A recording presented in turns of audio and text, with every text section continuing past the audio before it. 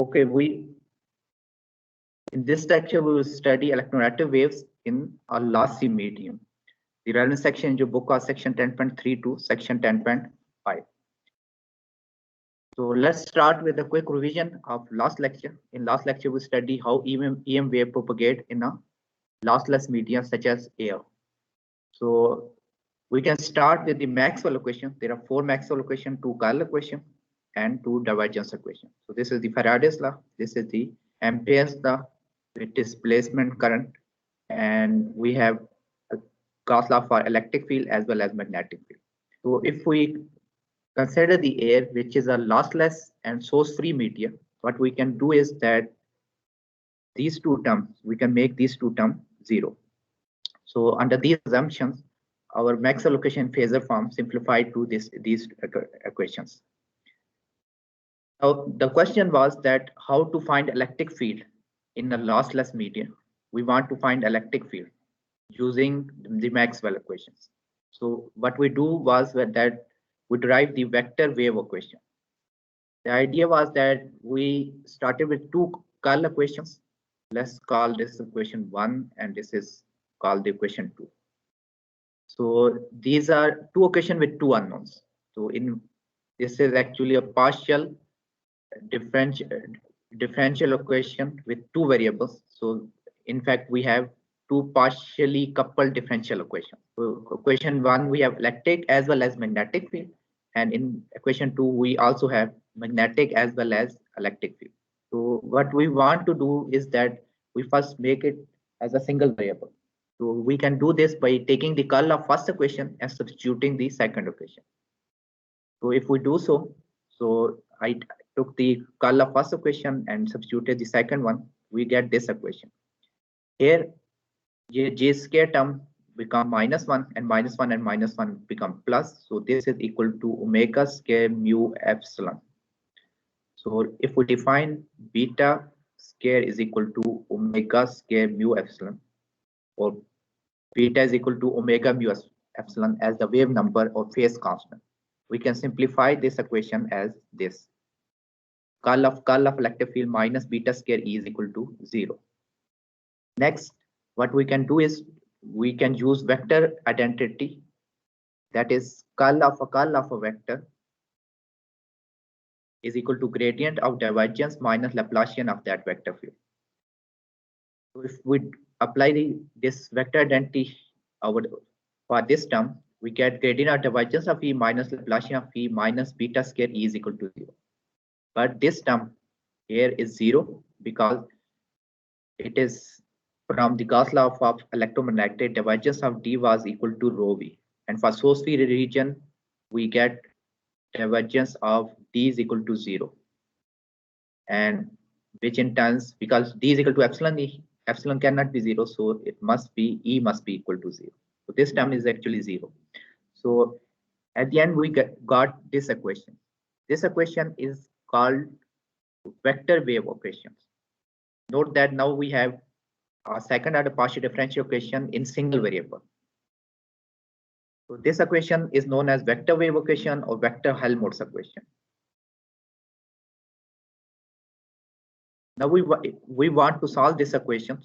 So this is a vector wave equation and Laplacian in rectangular coordinate.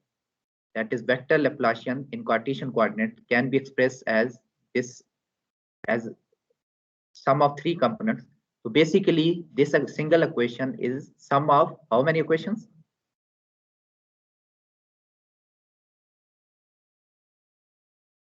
ये कितनी equations हैं जो ये? 3, sir. These are 3 equations. That one equation is for x component, and second equation is for y component,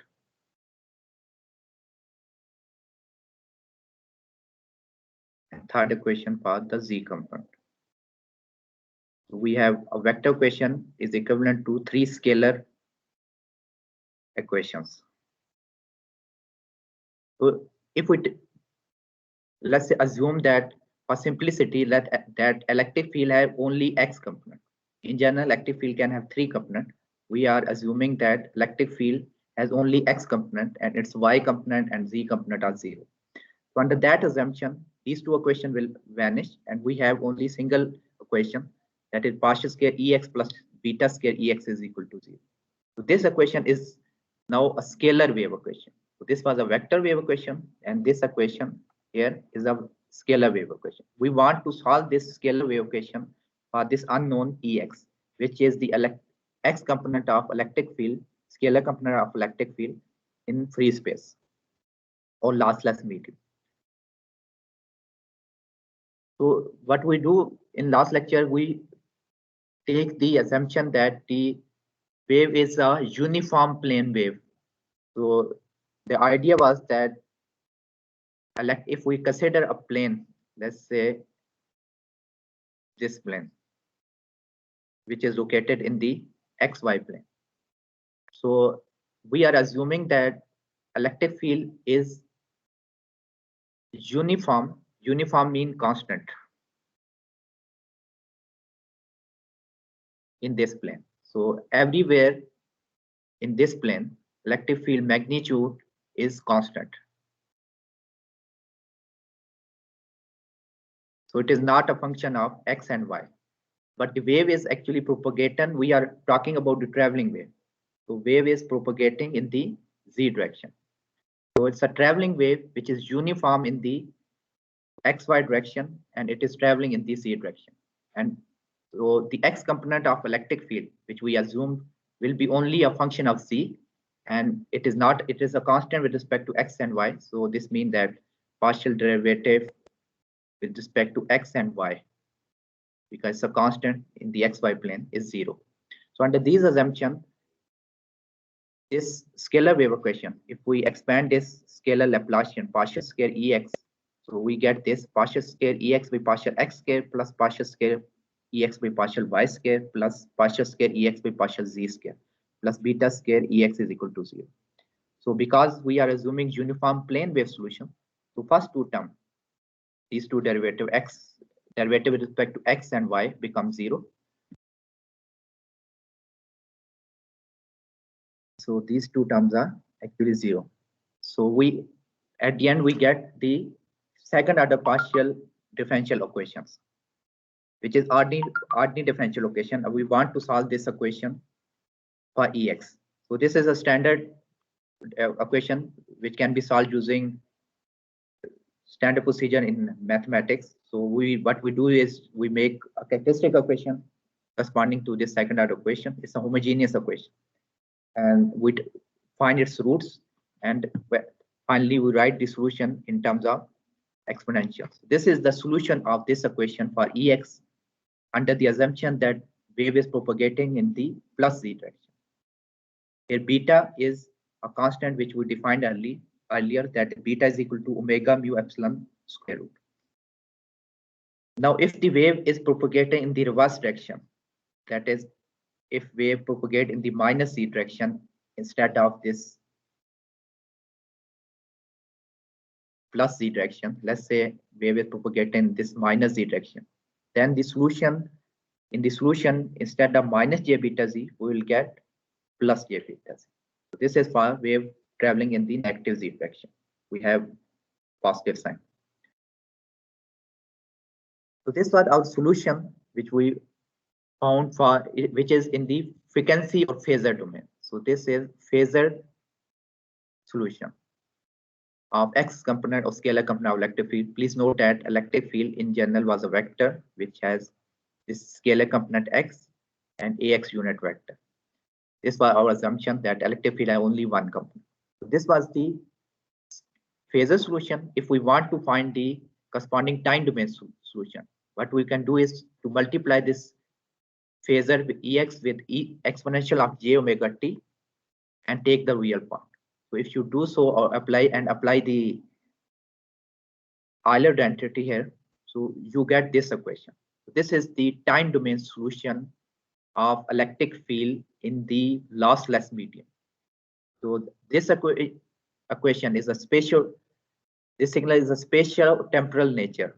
It is a function of both space and time. So, and it is a familiar form of traveling wave, which we studied earlier in the week 2, week 1 or week 2. So this is electric field is a traveling wave in the free space. It's a plane wave and it's a traveling wave. Now the phase velocity of the wave, of the traveling wave, is given by u is equal to omega by beta. Now if we substitute the value of beta, omega mu epsilon, omega will be cancelled, and we get u is equal to 1 by mu epsilon whole square. So the velocity of wave depend on these two constitutive parameters, epsilon permittivity and mu, which is permeability. So depending on the value of mu and epsilon,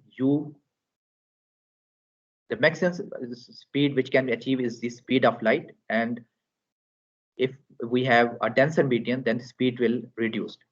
And if you substitute the value for free space, then mu become mu naught and epsilon become epsilon naught.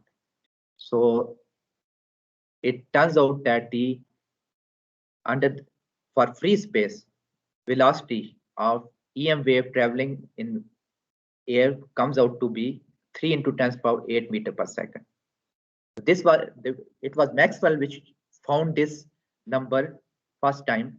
So he solved the Maxwell equation, formulate a vector wave equation, and find this velocity of EM wave propagating in free space. And he noted that the EM wave travel with the speed of light.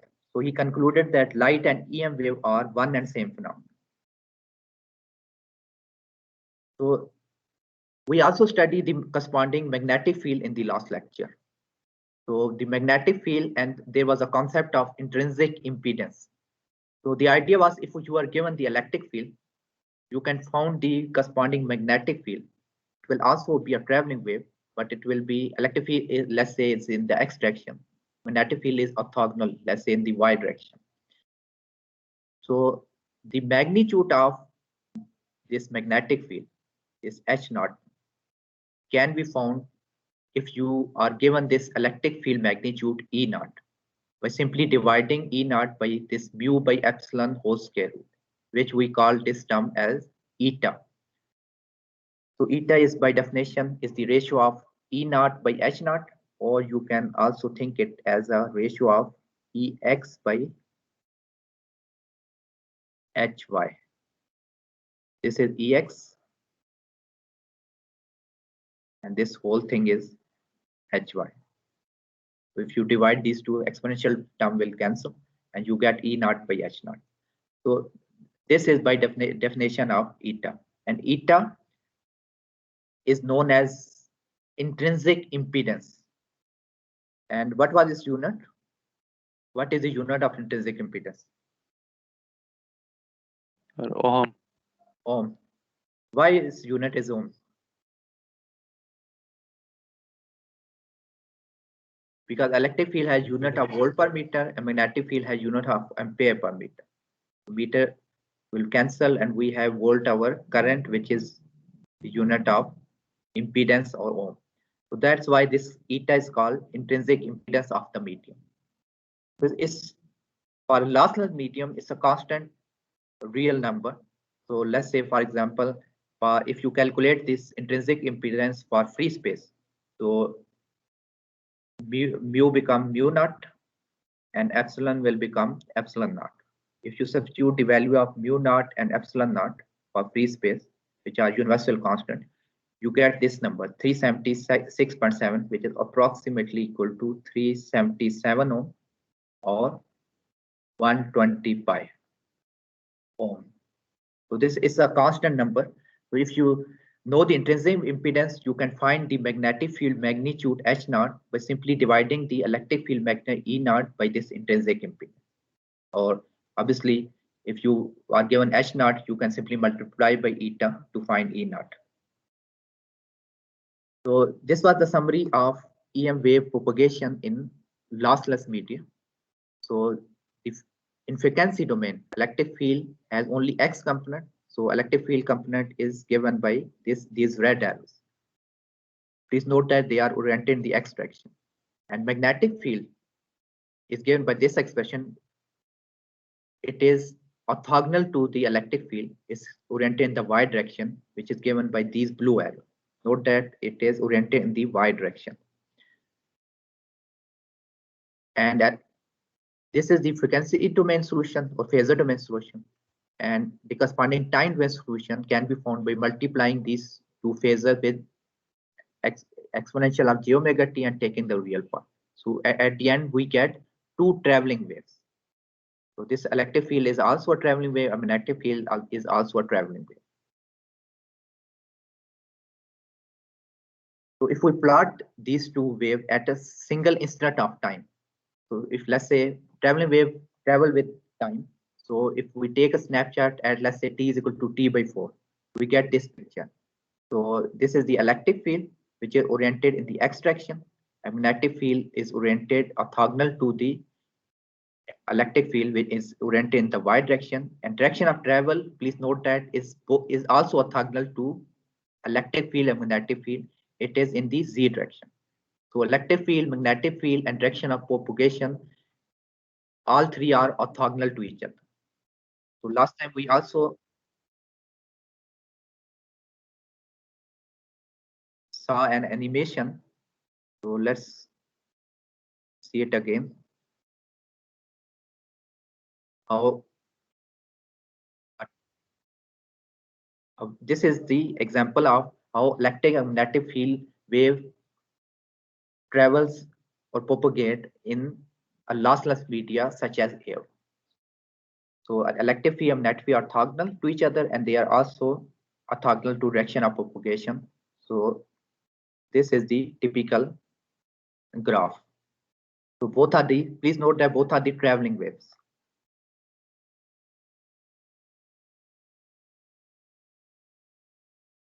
So these were some observation we took last time. Okay, the observation was that the electric and magnetic field are both orthogonal. Electric field and magnetic field are not only orthogonal to each other, but they are also orthogonal to direction of propagation. So this means we are talking about transverse electromagnetic wave. That is, electromagnetic field are orthogonal to direction of propagation. And direction of propagation can be found by defining unit vector. Let's say we define a unit vector in the electric field direction and call it that is AE unit vector. And we also define a unit vector in the magnetic field direction. And let's say we call it AH unit vector. And a third vector, let's say define a unit vector in the direction of propagation and call it AK unit vector. So AK or direction of propagation is simply can be found by taking cross product AE cross AH.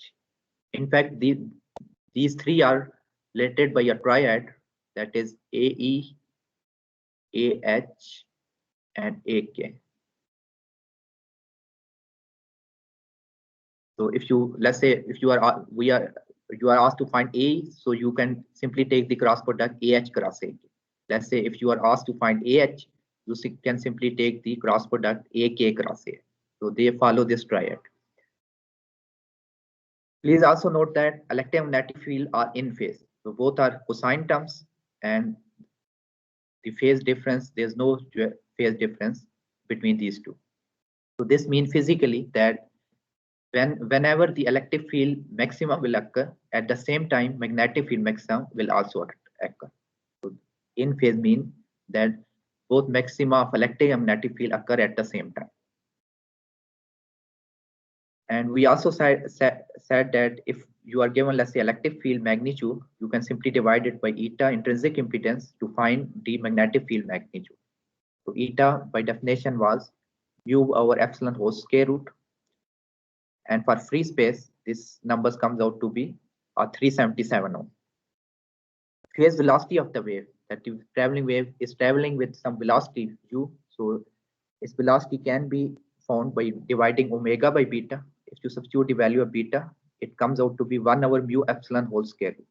So if you are given the constitutive parameter mu or epsilon, you can simply find the velocity of traveling wave.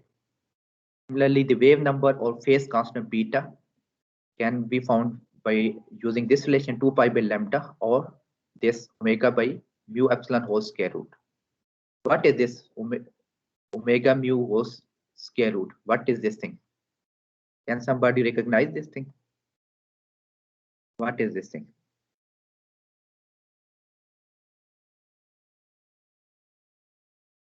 This is reciprocal of u. So this is actually, we are talking about beta is equal to omega by u, which is the same as this thing. Okay. And last thing, if you want to find the wavelength, you can simply find it by using 2 pi by beta or u by f. So this was the summary of last lecture. We also did a couple of examples. Let's repeat these examples. And this is our first example. Okay. So we are given electric field in free space, which given by this expression of traveling wave. We want to find the direction of propagation. So what is the direction of propagation? Can anybody tell me? What direction of propagation? Negative x. Negative x-axis, or we can say that we are talking about minus ax unit vector. What is the direction of electric field vector?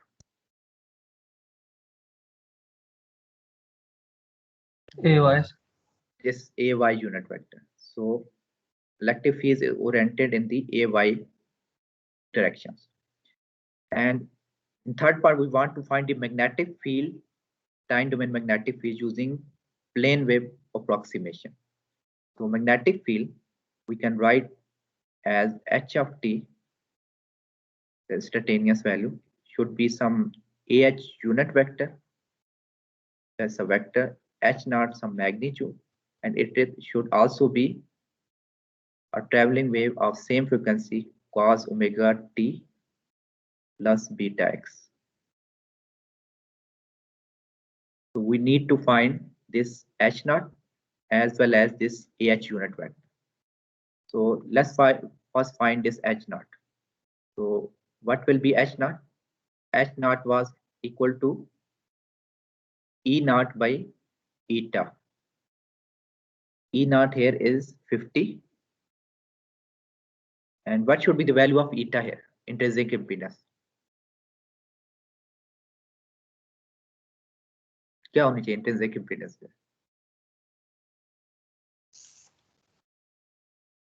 120 pi. Because it's a free space, so it will be a 377 or 120 pi ohms. So you can find the H naught using this by dividing 50 by this intrinsic impedance of free space. Okay, what about AH unit vector? How can we find the AH unit vector? Please note that intuitively you know that direction of propagation is in the x direction, electric field is in the y direction, and magnetic field should be oriented in the what direction? किस direction में होना चाहिए? AZ, sir. AZ. So, but we have two possibilities. We have plus AZ as well as minus AZ. To find out the exact sign of this AZ, we can use the expression AK is equal to AE cross AH. AE, direction of electric field, is in the AY direction, and direction of magnetic field we want to find. Okay, we want to actually find AH. So instead of using this, let's use this stride, that is AE cross AH must be equal to AK. So if we want to find AH, we must cross product AK cross AE. AH unit vector must be equal to AK cross AE unit vector. So AK direction of propagation is in the minus AX direction, and direction of electric field is in the AY direction. So what is AX cross AY? क्या होता है? Plus AZ के minus AZ? Plus AZ. Negative है, तो negative आ जाएगा sir. Or we have negative sign. So this means that the actual AH is in the minus AZ direction. So if you substitute the value of AH and H naught here, you get the expression for the magnetic field. We are using this we are finding the magnetic field using plane wave approximation. So this is much easier than using the Maxwell equation we found used earlier in the first lecture. Let's do another example. Let's say we are given an E field in a non-magnetic medium, which is given by this expression here. We want to find the phase velocity. So what is a non-magnetic medium? Can somebody tell me?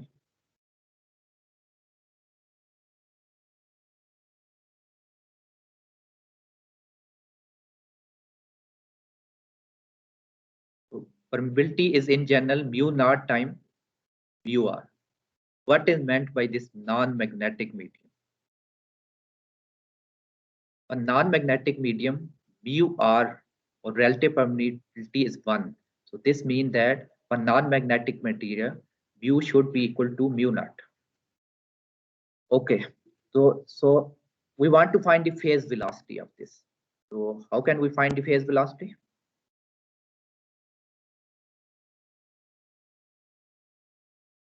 Phase velocity was u is equal to omega by beta. So here omega is 10 to the power 8 and beta is 2. So phase velocity is 0.5 into 10 to the power 8 meter per second. So it is less than the speed of light. So there must be some medium must have some dielectric constant because mu r is 1. So there must be some epsilon r. So next question is we want to find the dielectric constant. Dielectric constant is epsilon r. So we want to find the dielectric constant epsilon r. So how can we find the epsilon r? Please recall that u was equal to 1 by mu. Let me write this like this. So u is equal to 1 by mu epsilon whole square root. So this was the expression for phase velocity. So I can write it mu is mu naught time mu r was 1 and epsilon is epsilon naught time epsilon r. Or I can write this as this 1 over mu naught epsilon naught whole square root. This is equal to speed of light c divided by epsilon r square root. So the velocity in our media, in non-magnetic media in which wave is traveling, is reduced by a factor of epsilon r square root. So from this you can find the epsilon r square root will become c by u. C is 3 into 10 to the power 8, which is speed of light, and speed in our media is 0.5 into 10 to the power 8. So this means we have epsilon r square root comes out to be 6, which means that epsilon r should be equal to 36. This is the dielectric constant of the medium. So last question, we want to find the intrinsic impedance of the medium. So intrinsic impedance eta was equal to mu over epsilon square root. Now mu is equal to mu naught time mu r, which is 1 here, and for non-magnetic media, and epsilon is epsilon naught time epsilon r. Or you can write this as eta naught for free space mu naught over epsilon whole square root is the free space intrinsic impedance divided by this epsilon r square root. So again note that intrinsic impedance in some other media which has dielectric constant not equal to 1 is reduced by this factor, by same factor epsilon r square root. So if you substitute the value of for free space, we have intrinsic impedance was equal to about 377 ohm or 120 pi. So if we divide it by 6 epsilon r square root, which was 6, which will become 20 pi ohm. This is the intrinsic impedance of our medium. In this way, you can find the intrinsic impedance, directed constant, and speed of light. So these are almost the revision of our last lecture. So before starting the next lecture, let's have a short break of, let's say, 5 minutes. So we will start again at, let's say, 11:23.